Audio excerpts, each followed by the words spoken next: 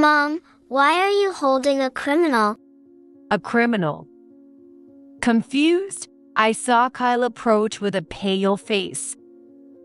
He immediately snatched the baby clothes from Tyler's stomach and tossed them into the nearby trash can. Hey, wait.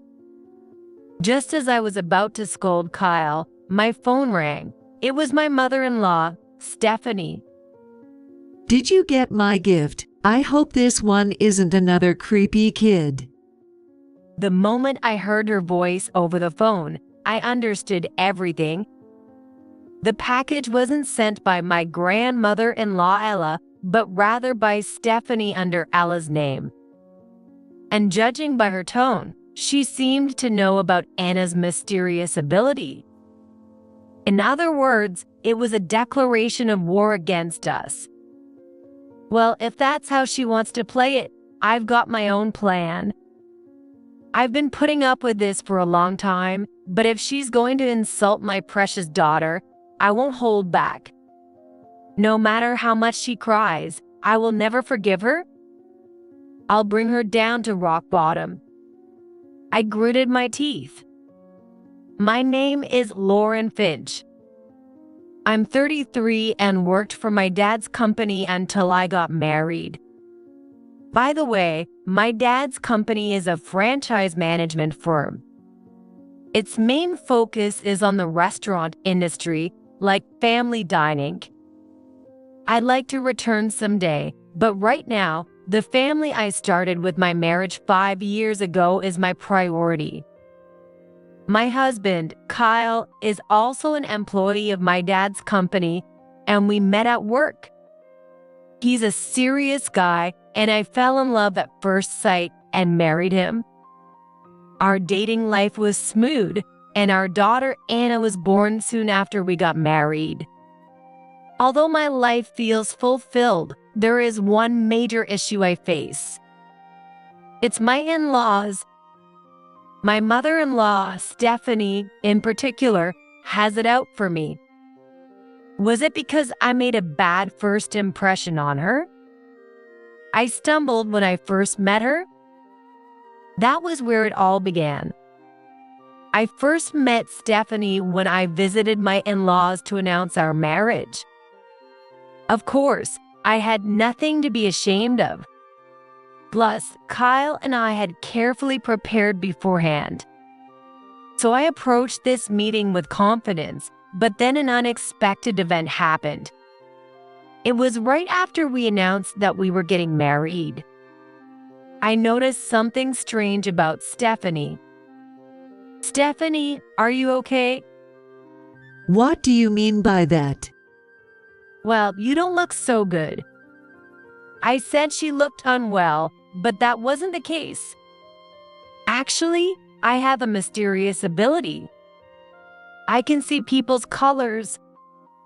People who are unwell appear in darker shades, while healthy people seem brighter. However, I can't tell where someone is sick or why. At that moment, Stephanie appeared in a dark shade, so I thought she was feeling ill. But since it was my first time meeting Stephanie, I found it hard to tell her the truth. So that's why I phrased it that way. But this seemed to get on Stephanie's nerves. And she suddenly frowned, looking annoyed. Then, with a dissatisfied tone, she said, You say strange things too, don't you? Did I say something strange? I asked back. Stephanie snorted. Yes, that way of talking is just like Kyle's. Like Kyle's? I glanced back at Kyle, and he awkwardly looked away. What's going on? I wondered, but then Stephanie started eyeing me up and down, asking, Could it be that you see strange things, too? What? Kyle's been that way since he was young. He'd always claim to see things that aren't really there. Suddenly, Stephanie launched into a rant. Here's what she said. Kyle had always been able to see things that others couldn't. She didn't know what those things were, but Kyle would claim there were people around when no one was there. Stephanie found Kyle's behavior disturbing. Then she asked if I was the same way. "No, I just thought you looked a little pale." I stammered in my excuse, but she didn't listen at all. In the end, after being aggressively questioned, I admitted I could see the colors of people. So, you're just like him. It's creepy. Well, but Enough. Get out. Don't come back. Stephanie drove us away. Reluctantly, I left her house. Once outside, Kyle apologized to me. I'm sorry, Lauren. "Why are you apologizing, Kyle?" Well, because I hid the fact that I have these abilities, you know, this sixth sense. Kyle looked down sadly. I gently linked my arm with his. "That's something we're both guilty of, right?" I kept quiet about it too. But with my mom acting like that, marriage will. "It'll be okay. I'm sure Stephanie will oppose our marriage." Despite my words, that thought lingered in my mind. But his father, Andy, didn't say anything. If he could be on our side, I pinned my hopes on him. After that, Kyle and I decided to secretly call Annie without telling Stephanie. We arranged to meet at a local diner. It run by my dad's company. Kyle couldn't join because of his work, so I was tense, waiting alone when Andy arrived. "Sorry to call you out." It's okay. I happen to be off today. Andy works for a security company, and he had a day off today. The timing of my message was just right, and I felt a slight sense of relief. So, the reason I asked you here today is, It's about your wedding, right? I don't object. Andy was in a good mood, smiling brightly. I was taken aback by how easy that was. But according to Annie, Stephanie is still against my marriage with Kyle. However, it's not impossible to convince her. As I listened, Annie explained, She's stingy, so she'll probably come around with money. When I visited their house, I mentioned my dad runs a company. Apparently, Stephanie still cares about that. So that's the angle to use. Auntie suggested as much. But how exactly should I approach it? As I pondered, Auntie made a suggestion. Why don't you treat her to a nice meal at the restaurant? Maybe help out with her mom. Makes sense. If you show that there's a benefit to marrying, she'll probably agree. Their lifestyle won't change just because we get married. In fact, they'll gain something from it. If Stephanie understands that, she might accept our marriage. That makes sense. I decided to put it into practice. The first thing I did was treat Stephanie to a lovely dinner. All I did was invite Stephanie to the diner. "Stephanie, I'm treating you today, so..." Treating at a diner. Yes, it's one of my dad's company's restaurants. I explained the background. Stephanie kept a dissatisfied look on her face. But when asked for her order, she kept requesting dish after dish. I'll have this and that, oh, and this one too, please. Okay, I'm sure. I hurried to the kitchen. In the end, Stephanie polished off several portions. As she was leaving, she said to me, I'll be back again. Be ready for me. And what about our wedding? I'll think about it. With those words, Stephanie left. It's no surprise that I continued to do everything I could afterward. For instance, I took over caring for Kyle's grandmother, Ella. Until then, that's what Stephanie's been doing. Although Ella was elderly, she could still take care of herself. My role was more about visiting her a few times each month. Each time we met, Ella would give me a concerned look and say, "You haven't even married yet." "I visit because I want to." My own grandmother passed away a long time ago, so seeing Ella brings back nostalgic feelings. That sense of comfort leads me to visit her often. Should I offer my support for you two to get married? After several visits, Ella became a strong advocate for our relationship. Thanks to her encouragement, Stephanie accepted our marriage. Even afterward, visiting Ella remained my responsibility. Not long after we got married, our daughter Anna was born. I had to quit my job because it became too difficult to balance it all. But there was one thing that worried me more than work. What if Anna didn't like Ella? What if she threw a tantrum and became a burden? Initially, those concerns lingered, but they quickly proved unfounded. Anna was fascinated by Ella's antique collection, so she began visiting eagerly just to discuss them with Ella. I felt relieved watching their bond flourish. As time went by, Anna turned 4. Then one day, when we arrived at Ella's house, we were surprised to see Stephanie there. After leaving Anna with Ella, Stephanie called me into the kitchen. "Stephanie, is everything all right?" How much money do you have? "What? How much?" I was taken aback, but Stephanie quickly put her index finger to her lips. You're too loud. Be quiet. "Oh, sorry." So, listen.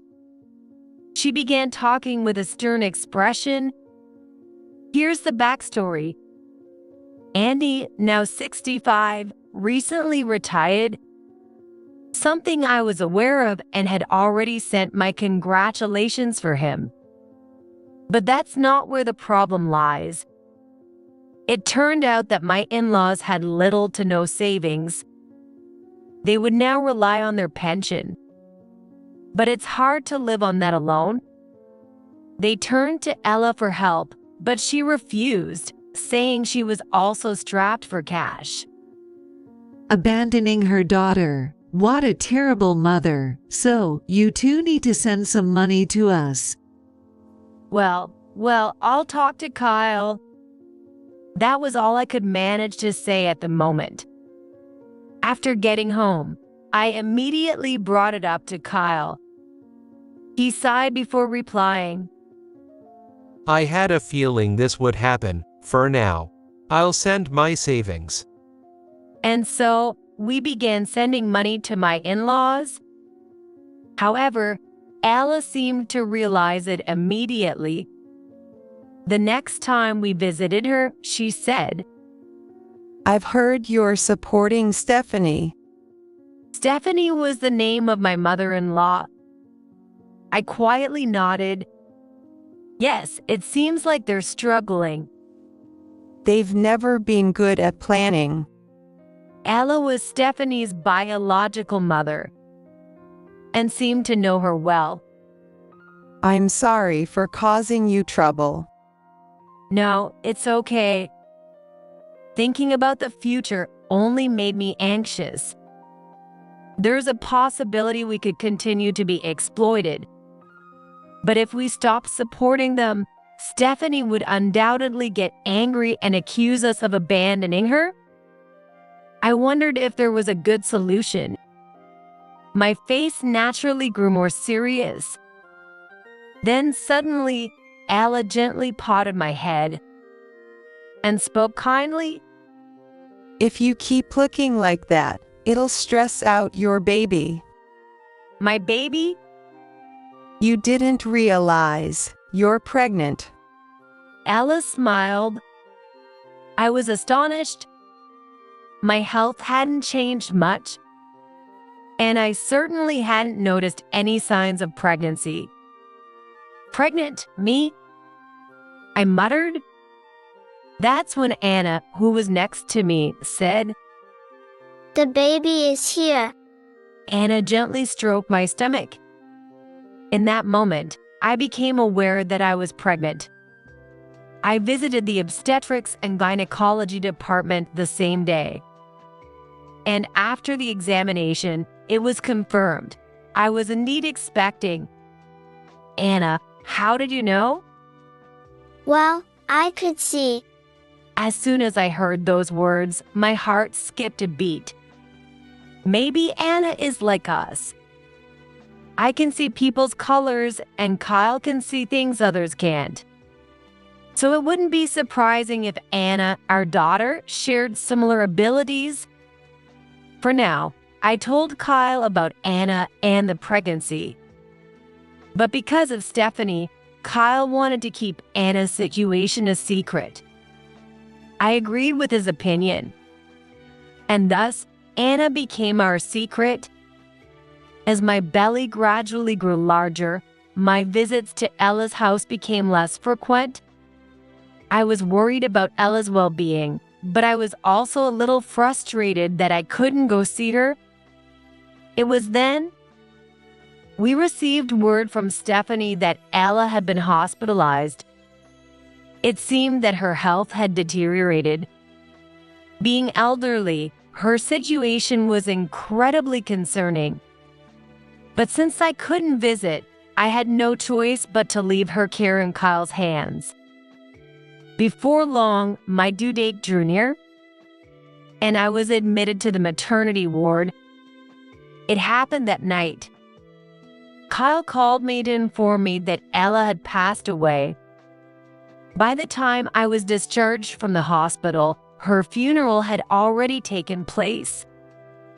As soon as I was out, I resolved to visit her grave immediately. With this thought in mind, I faced childbirth. Perhaps because Ella was watching over me, I had a very smooth delivery. A healthy baby boy was born, and we decided to name him Tyler. It was 3 days later.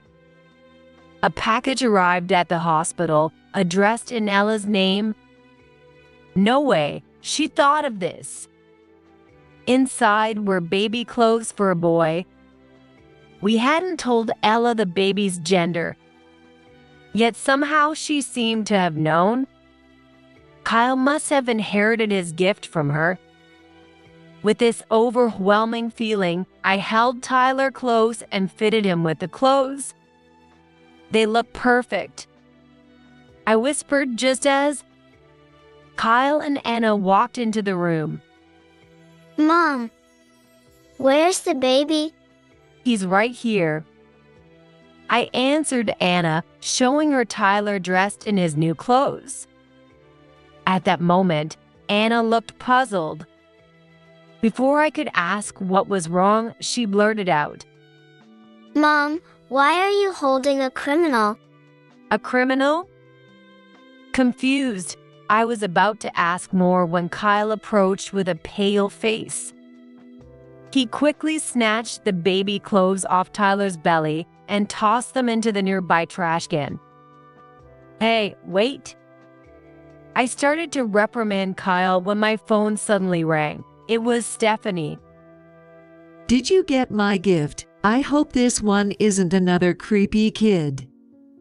The moment I heard her voice, everything became clear. The package hadn't been sent by Ella but by Stephanie, using Ella's name. And judging by her tone, she seemed to know about Anna's mysterious ability. This was her declaration of war against us. If that's the way she wants it, then I've got my own plans. I've put up with her nonsense long enough, but if she tries to undermine my sweet daughter, I won't hold back. No matter how much she cries and screams, I will never forgive her. I'll drag her down into the abyss. I gritted my teeth.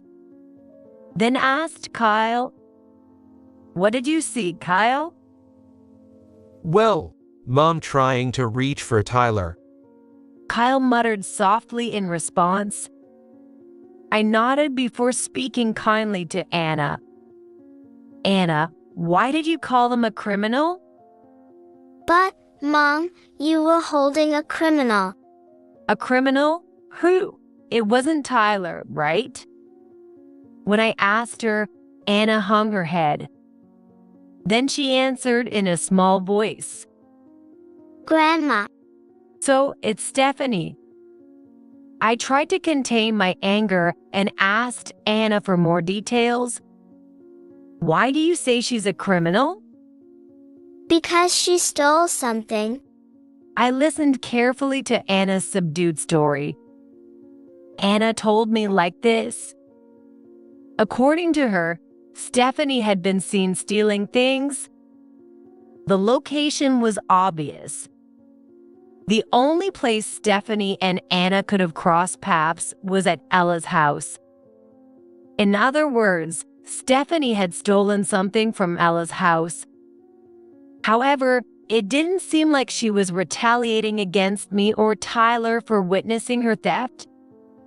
And the baby clothes were all store-bought. What was her intention? Then it hit me. Could there be more? I quickly checked the remaining items. The box was filled with nothing but baby clothes. But at the bottom, I found a small paper bag. When I opened it, I found a card with 13 on it. I tossed the entire paper bag into the trash. I was filled with fear. Why did she send me such a card? Stephanie definitely knows better than that. We'll have to rethink our approach. Could it be that she's unhappy about Tyler being born? If she harbors ill intentions toward Tyler, what triggered it? For now, I asked Anna what she knew. Stephanie spoke like she was aware of Anna's sixth sense. It must be related somehow. That's why I thought so.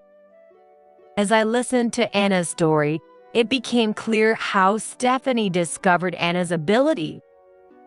It happened not long after my pregnancy was confirmed.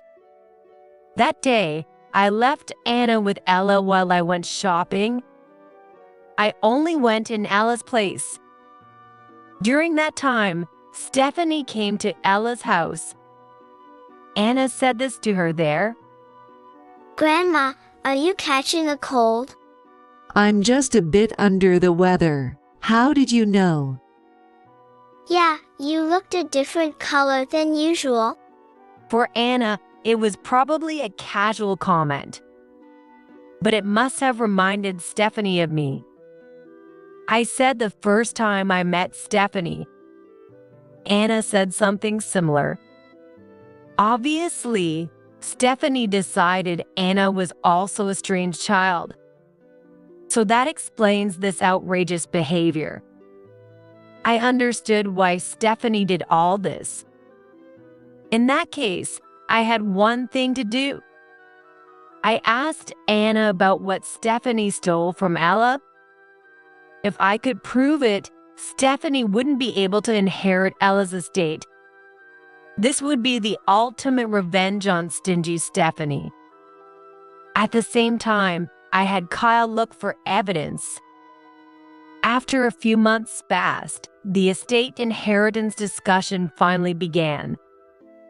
Ella's estate was supposedly to be inherited only by Stephanie and her brother, Uncle Martin. Even so, for some reason, the lawyer summoned us too. In any case, we headed to Ella's house. Stephanie and Uncle Martin were already there. Are you guys here? We were invited. By the way, where's my adorable grandchild? Stephanie glances around nervously. Why? I mutter in annoyance and respond. Tyler is with my parents. I wanted to see him. What a pity. It doesn't seem like it at all. I stare at her, suppressing my rising anger. The attorney begins to explain the inheritance. Ella left a considerable estate. First, there are the house and the land, and aside from those, there are several valuable antiques. Additionally, there is a significant amount of cash. However, Ella's will already specified how her assets would be divided. The house and land will go to her brother Martin, while Stephanie will inherit the cash and antiques. Also, though it's not an antique, a valuable painting that Ella owned will be given to Anna. Why, great-grandchildren aren't entitled to an inheritance. What are you saying? What's wrong with leaving something to your granddaughter? But Even if it were someone else, Anna is Stephanie's granddaughter. She doesn't even want to leave the inheritance to her granddaughter? How greedy can she get? It makes me seethe. Finally, when the conversation pauses, I exchange nods with Kyle and speak up. By the way, I heard Stephanie was stealing here. gosh, what are you talking about? Stephanie looks annoyed at my words. At the same time, Martin furrows his brow. Have you been stealing from your mother's house? I don't know what you're talking about. Stephanie pretended not to know anything, but I pushed her further. Anna saw you stealing, Stephanie. You can't believe the words of a creepy child. Stephanie raised her voice. Then Anna teared up next to me. Anna really saw it. Be quiet, shut up. As soon as Stephanie raised her voice, Anna kept her mouth shut. I instinctively pulled her close. I gave Kyle a signal with a glance. He noticed and placed his phone on the table. This contains something we borrowed from the neighbors. Borrowed, what's in it? Yes, a video of the neighbor's cat. Kyle says this with a straight face. Stephanie immediately bursts into loud laughter. Ha ha ha, a cat video. Is this something we should all enjoy? No, it's actually footage from a pet camera. It shows you, Mom. A few days ago, Kyle went to Ella's neighbor's house. There, he asked the neighbor if they had noticed anything unusual at Ella's place. The neighbor replied that they'd seen Stephanie carrying things out multiple times for quite some time. In fact, she was caught on the pet camera several times, and the neighbor had kept the footage. I borrowed that footage. Wait a minute, that is. Stephanie became flustered. Martin watched her with suspicion. Did you take it out without permission? No, Mom asked me to keep it for her. Stephanie scrambled for an excuse. But Kyle delivered the final blow. Your excuses are pointless. We've confirmed you sold the stuff without permission. What? We even got copies of the transaction history from the second-hand shop. Bang. Kyle dropped an envelope on the table. Inside was a document labeled Purchase Record. Kyle continued, pointing to the paper. It lists your name as the seller. You sold paintings, vases, and other things. Well, What is it? Spit it out. Kyle's raised voice makes Stephanie flinch, and she suddenly began to cry. It's not like that. We were struggling to make ends meet. Kyle's been sending you money, hasn't he? But it's not enough. I'm so sorry. She had her head bowed as if she were crouching. Afterward, Martin interrogated Stephanie. Under his harsh questioning, she gradually started to open up. Here's what she says. After Andy retired, both he and Stephanie struggled financially. So, Stephanie asked Ella for help. When Ella refused, Stephanie pleaded with me instead. With our financial support, they managed to get by. But there wasn't any extra money to use freely. So, she set her sights on Ella's antiques. Selling those would bring in some cash. Apparently, Andy and Stephanie discussed this plan.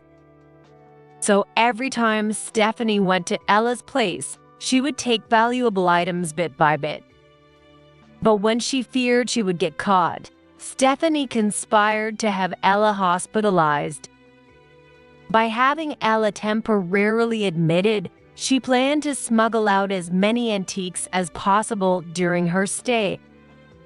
While Stephanie was contemplating this, Ella actually fell ill. So she managed to get Ella admitted to the hospital without any trouble. After that, it was all Stephanie's show.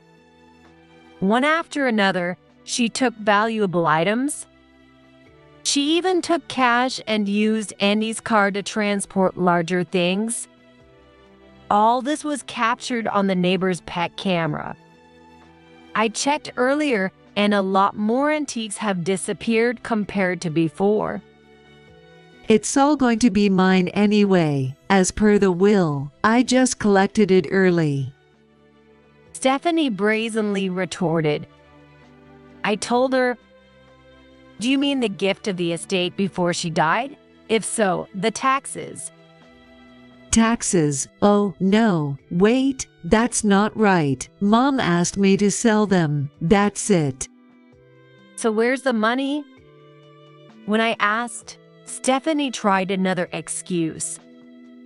The money went to the hospital bills. But the amount is too much for that, isn't it? I also bought some household supplies and other things. Stop nagging me. When Stephanie shouted this, Anna murmured in a small voice. Great-grandma is angry. Is she angry? Stephanie turned to look at Anna. Anna nodded and continued. Yeah. She's angry over there. She says to just admit what you used it for. What are you talking about? Stop saying weird things. Stephanie's eyes darted nervously as she wiped her cold sweat. I watched her closely and then asked Anna. Anna, do you know what the money was used for? It was for paying off debt. That's what great-grandma says. Really? Paying off debt, right? I shot a stern look at Stephanie. She was nervously biting her nails, and it looks like there was quite a bit of debt. I don't know anything about that. Really? There are all these collection notices. I tossed a stack of them onto the table. Let's rewind to a few hours ago. Before coming to Ella's house, we had visited in-laws' place. Only Andy was at home, so we decided to question him first. One by one, we showed Andy all the evidence that we would later present to Stephanie. One piece of evidence after another was shown to Andy, who quickly got tired of trying to make excuses. He easily admitted to having accumulated a significant amount of debt through gambling.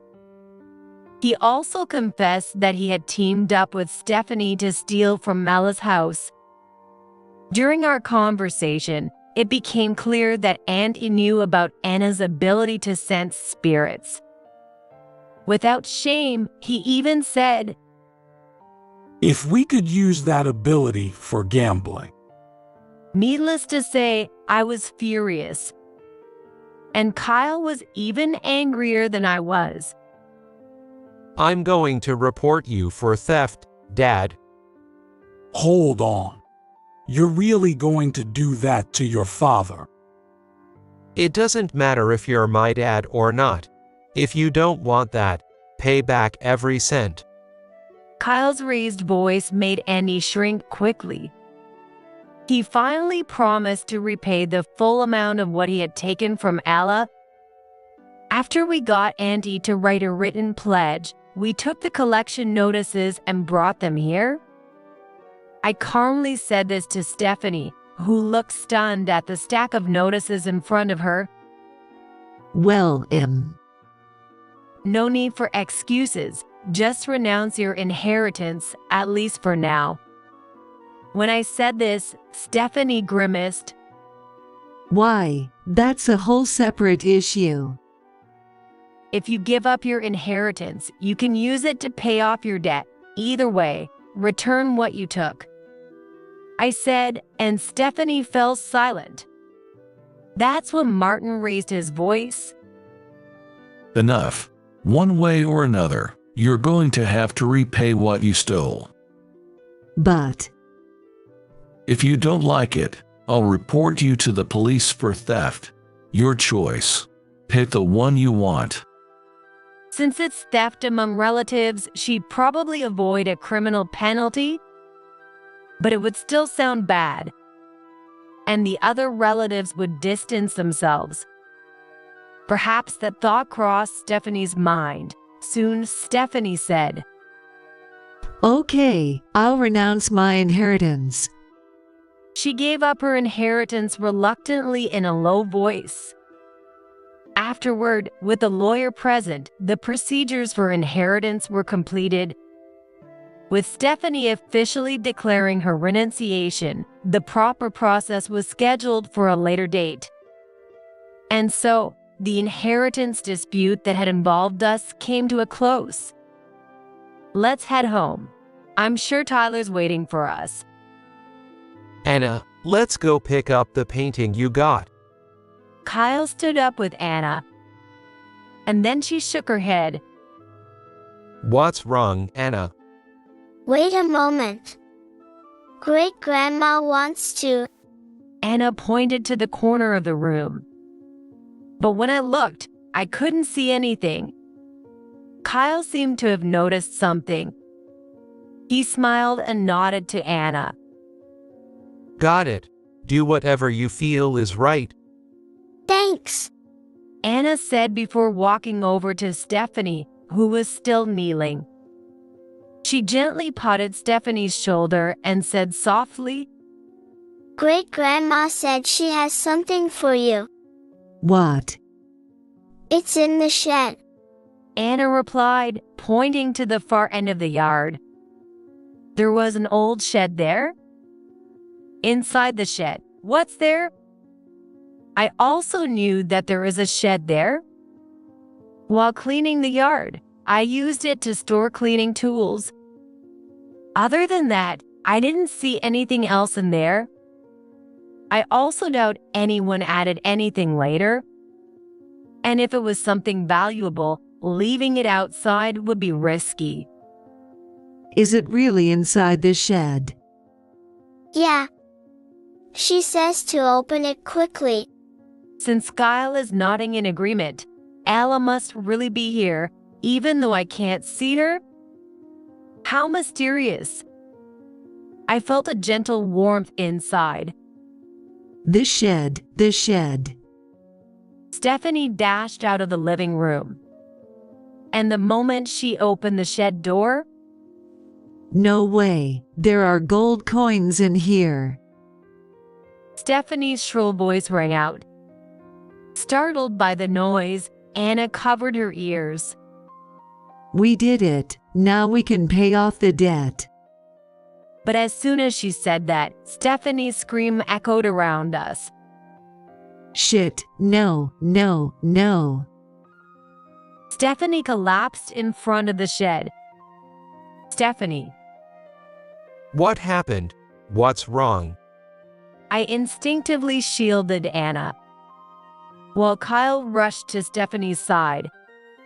He quickly turned back to me and whispered, Lauren, call a cab. "What happened?" I asked him nervously. In the midst of the conversation, I heard Stephanie's voice. Where has the gold coins gone? When I looked closely, I noticed Stephanie's hand had turned red. And nearby, there was a large centipede. It looks like this centipede got her. It hurts. Where are my gold coins? Stephanie kept muttering deliriously until the cab arrived. After that, we checked the shed, but there were no signs of any gold coins. What did Stephanie see to make her think they were there? In the end, the truth remained a mystery. And then something even stranger happened. After we took Stephanie to the hospital and brought her back home, we found Andy at the family house with an injured back. On the way back from the store, I found a wallet stuffed with cash on the ground. He hurt his lower back when he tried to pick up the wallet.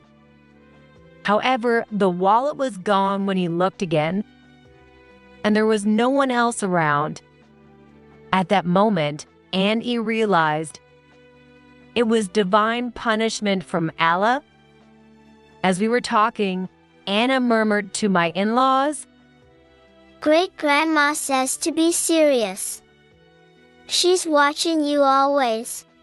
Needless to say, Andy and Stephanie turned pale upon hearing Anna's words. That seemed to be the turning point that made the in-laws suddenly become docile. Now, they both work part-time, intending to return all the money they got from selling Ella's antiques back to Martin. Though their change is strangely compliant, they say if they slack off, Ella will appear in their dreams.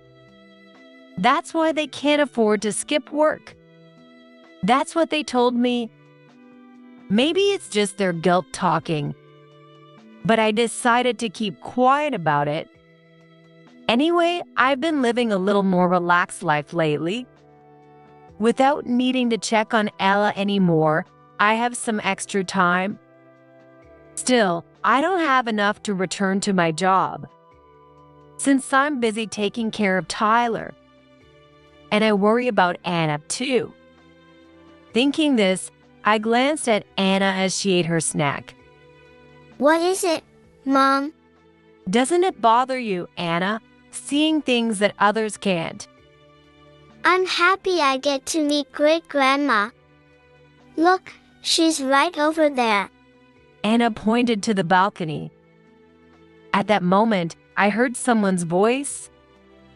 It's okay, I'll be watching over you. Maybe it was just my imagination, but I'm sure I heard it. Ella's familiar and gentle voice. In that peaceful afternoon moment, I couldn't help but smile.